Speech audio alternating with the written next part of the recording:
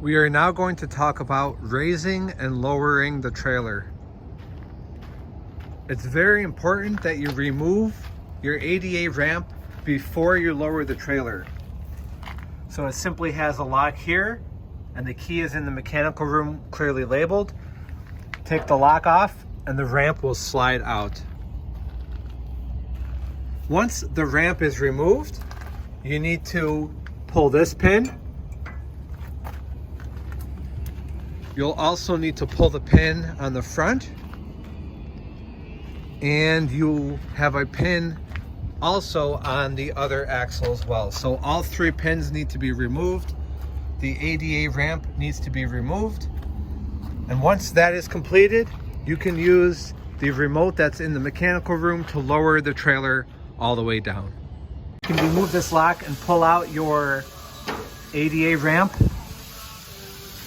There are bolts in the mechanical room, so what you'll do is you'll attach the ramp here, and on the bottom side you can see there's holes, and you just use the bolts and that will secure the ramp.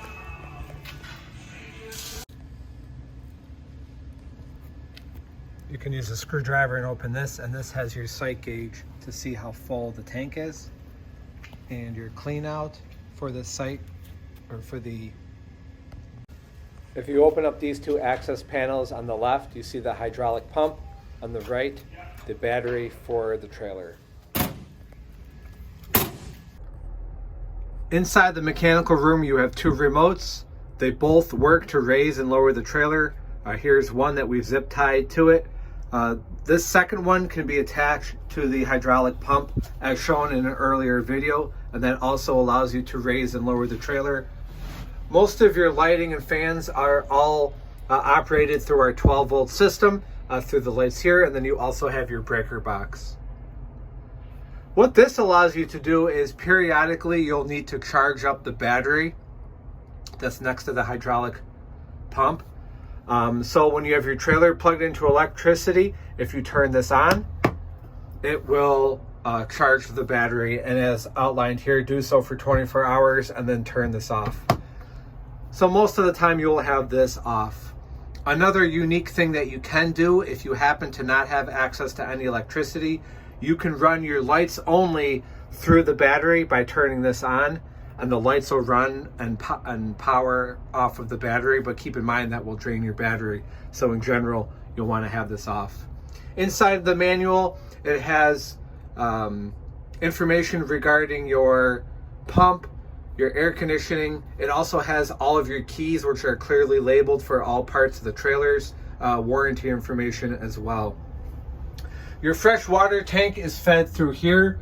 So the port comes through here, and if you have this valve turned on, you'll see that it will fill your fresh water tank. There is an automatic shut off in case it gets too full, and that will automatically shut off the water so that it doesn't overfill. There's also a backup to that through this pipe. If it does get that high, it'll drain out here and then drain down to the floor.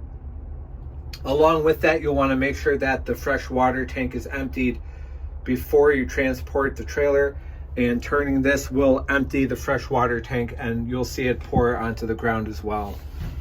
If you're going to operate the trailer not using the fresh water tank, you would have this valve in the off position, and then the fresh water comes in through here.